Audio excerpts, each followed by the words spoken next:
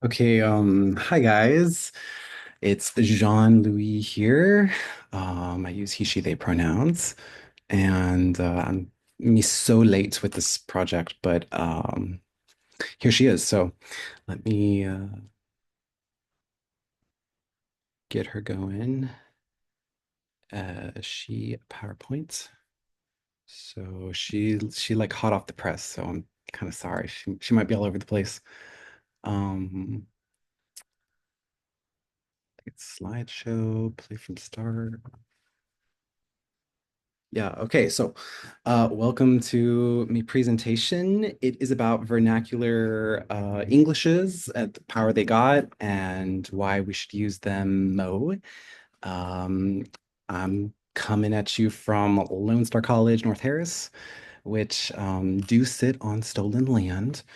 Uh, and we got big airplanes flying over us all the time. So, you're gonna try to talk loudly enough, but there's just, stuff in the air. Anyways, so my paper topic is called Resistance Linguistics and the Rebirth of Language Power. Um, it's kind of cut off, but it's called Talking Back in Tongues. On the screen here, we got like different variations of vernacular speech. Like at the top, we got some Polari with zoosh it up, meaning like make it look good.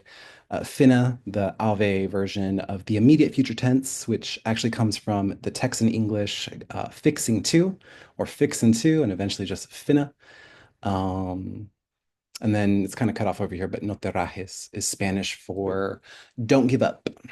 So, and then over here, just some of the dialects I'm going to go through.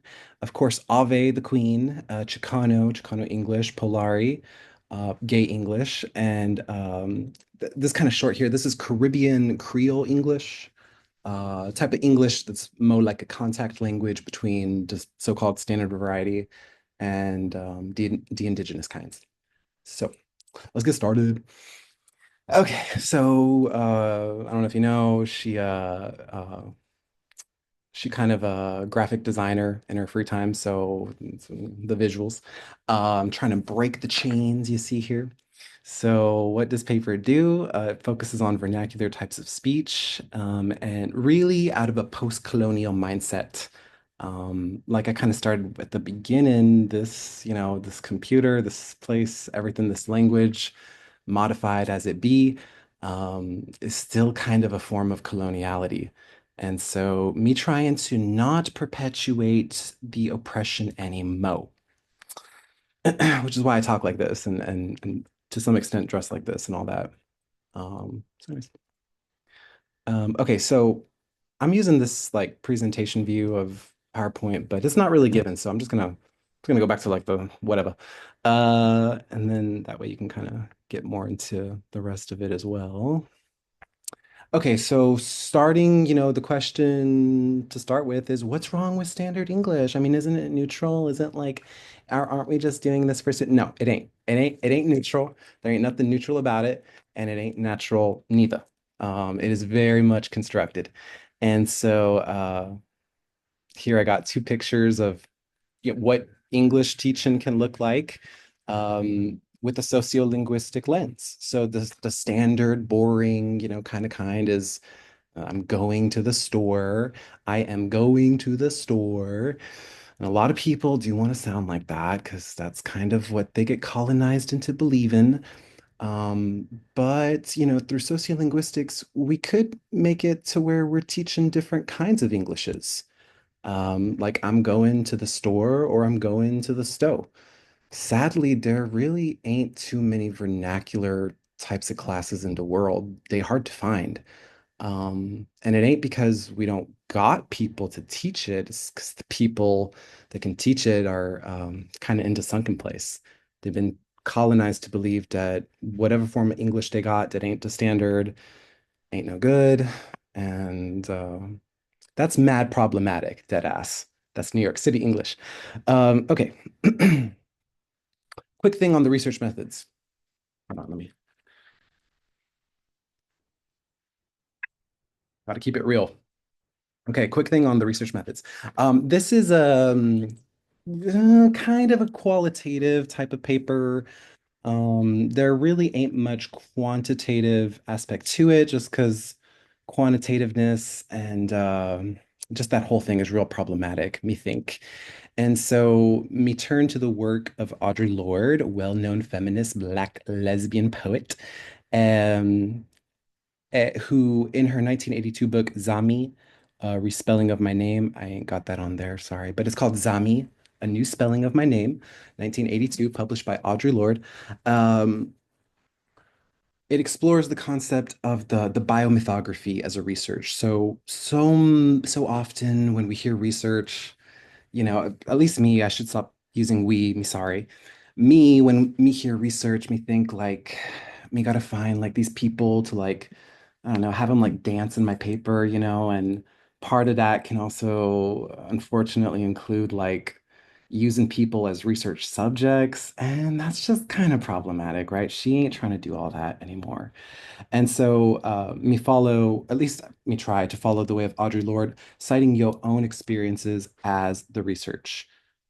We might all know the concept of ethnography, like studying the race, or well, it's kind of problematic, but studying the race or like a specific group of people.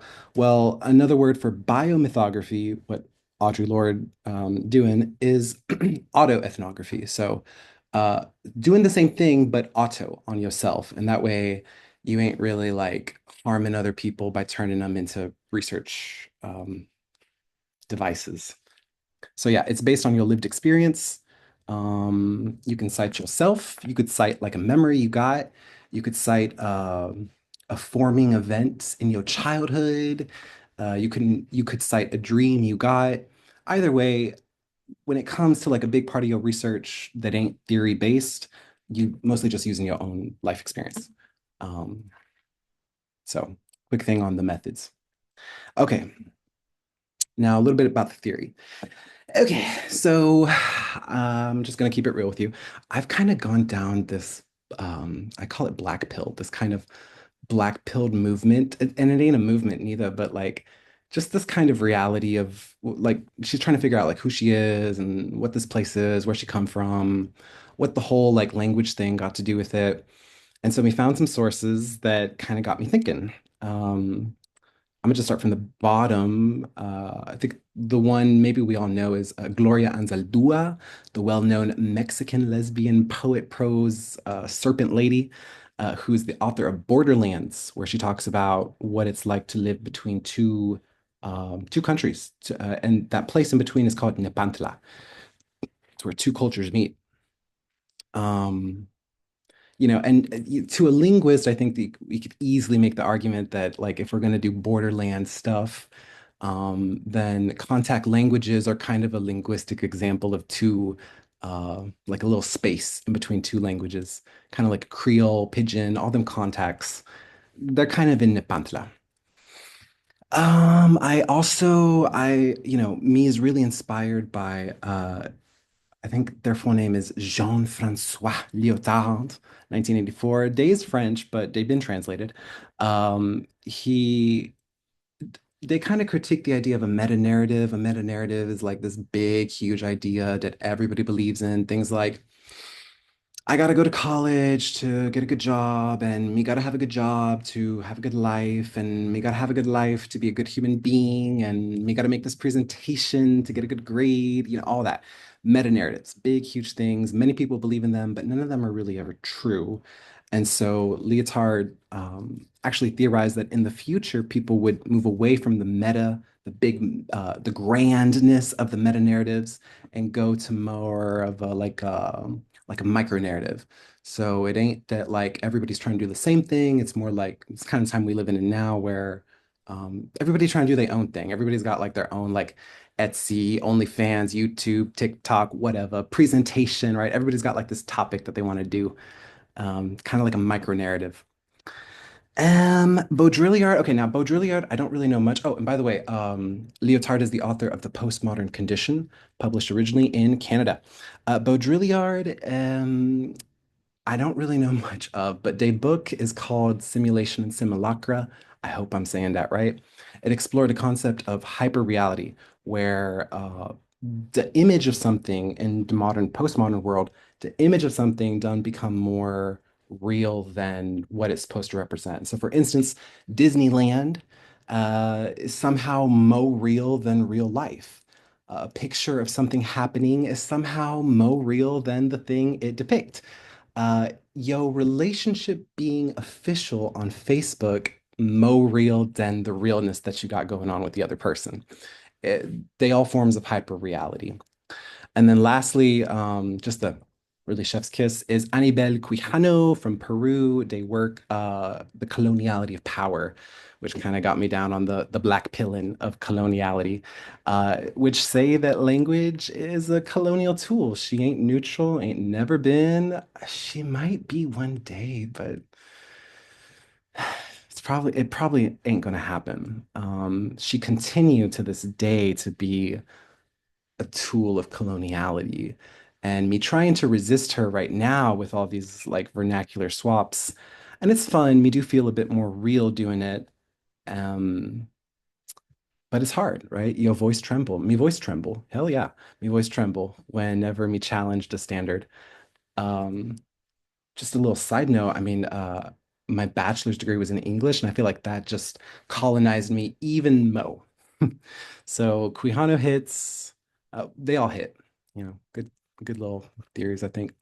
Me used to really struggle with all this type of, because I come from a real neo-colonial background. This type of skin color usually do come from either colonialism or neo-colonialism. So me kind of meeting these authors in the middle is kind of a borderland Nepantla area, me think. Okay, let's get into the vernaculars. Now, of course, we can't do all of them. There's too many. OpenAI say that there are 40 to 80 pigeons out there. But there's like 10 to 15 that are really famous. The first, of course, is African American vernacular, also known as Ave, also known as Ebonics. But if you call it Ebonics, I'm going to say something like, well, then, what else we speaking? Wontononics, burrito onyx, Cunin onyx, money onyx. So I ain't gonna call it Ebonics. Okay, don't try me. Um, just some features me like from the Ave dialect. Second letter. Water. Okay, best thing I think is the negation. The simplicity and the front end. The simplicity means there's just ain't. There is no like there is or there are or there are not. There is not and there aren't. None of that. It's just ain't, as we all know. And then Ave can front any kind of negation, and it only got one, ain't. So you can really start the sentence with ain't.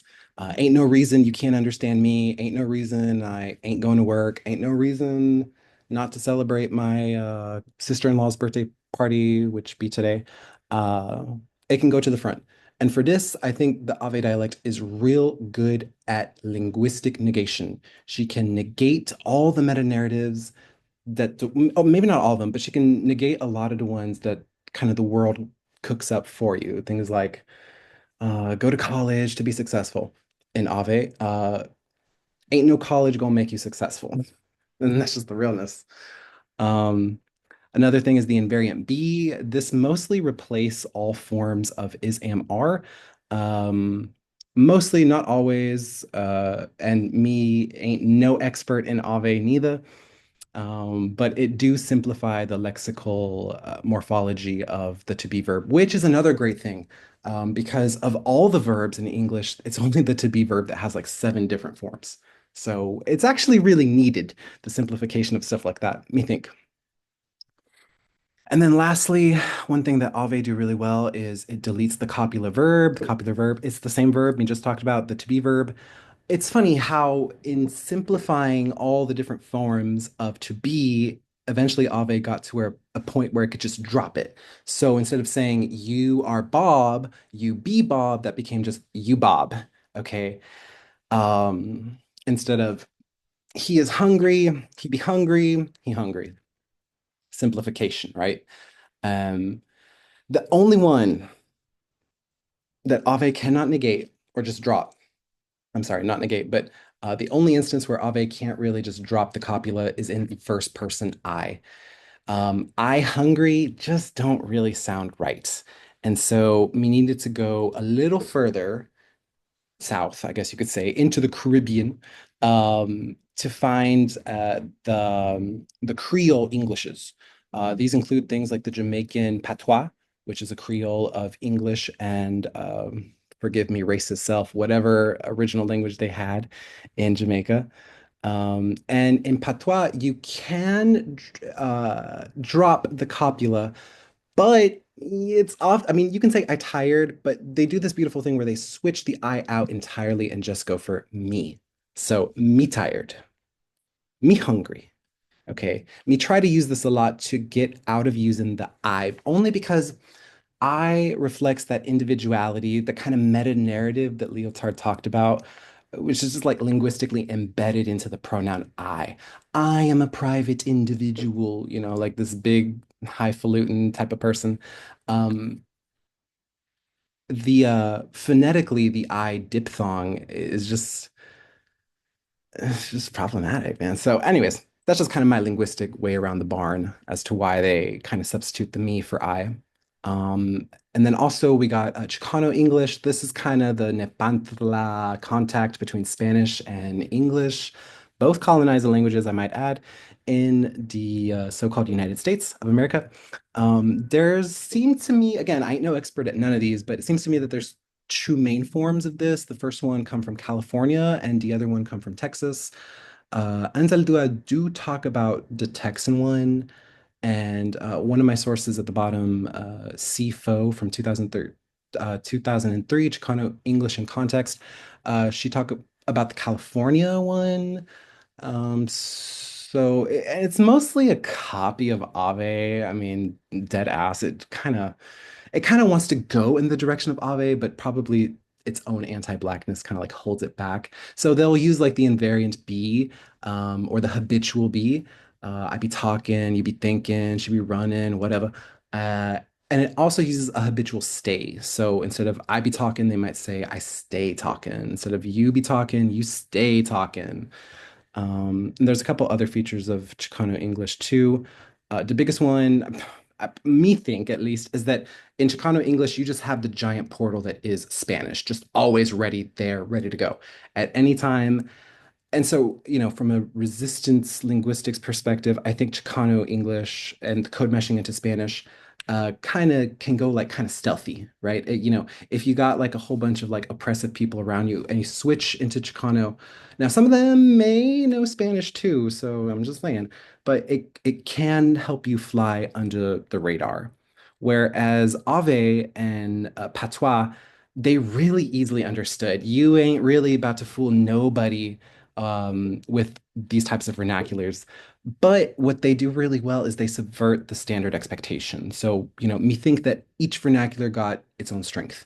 For Ave and for Patois and all the Creole Englishes, it's kind of the rejection of the standard meta narratives.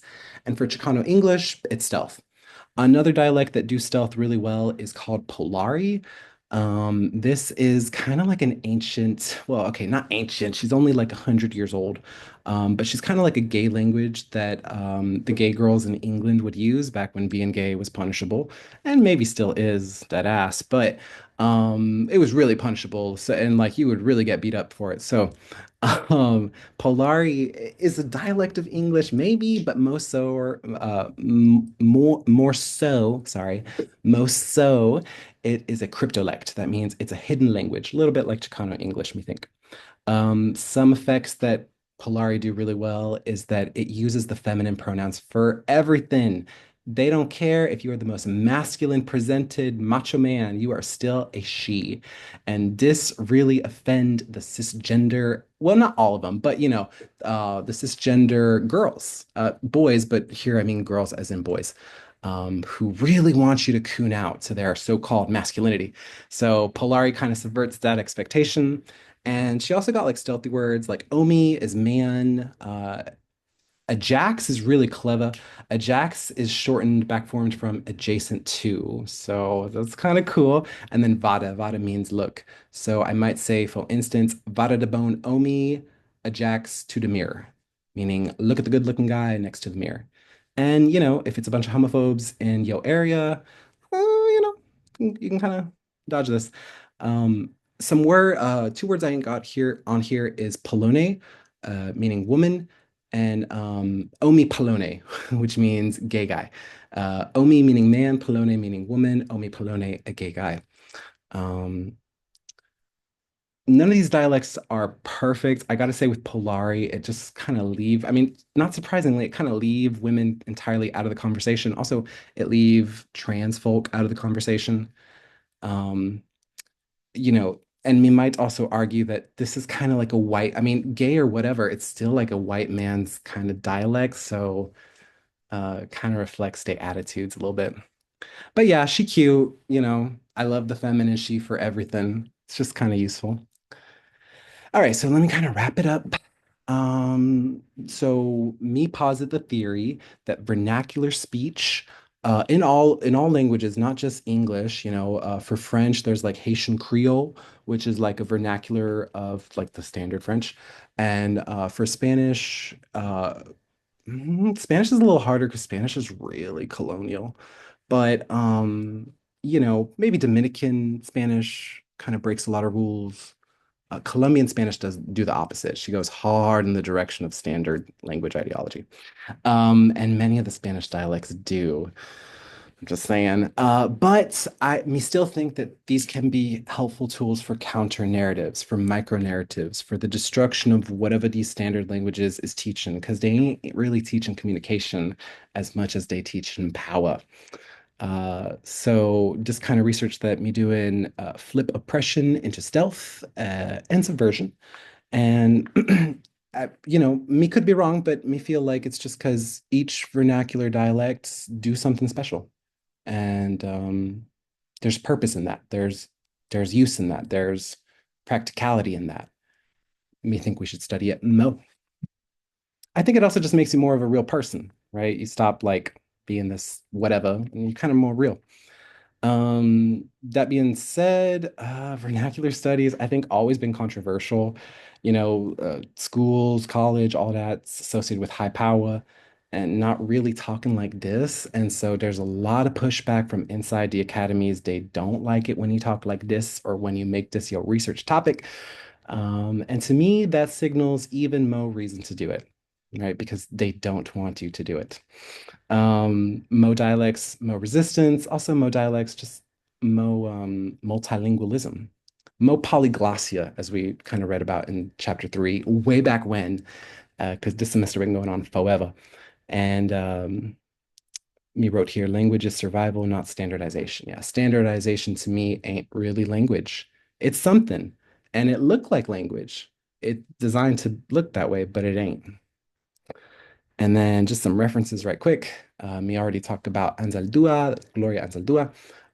Baker, the author of the Polari Gay Men's English book, Baudrillard, the CCCC, I'm sorry, College Composition or College Council of Composition. Anyways, in 1974, they issued their proclamation, Students' Rights to Their Own Language, saying, recognizing the pluriversality. I don't know if me said that right, but the multiple Englishes of the world. Faux, author of the Chicano English Studies, Home and Wills, of course, we all studied her. Inoue, Asao Inoue, often criticizes white language supremacy. I recommend looking them up.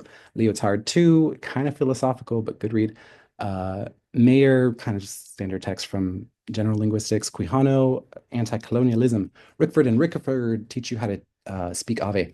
Smitherman do the same, and Young validate it. So, ooh, okay, that was brutal, man. We hope you liked the presentation. Let me know what you think in the comments. And until the next time, keep it real.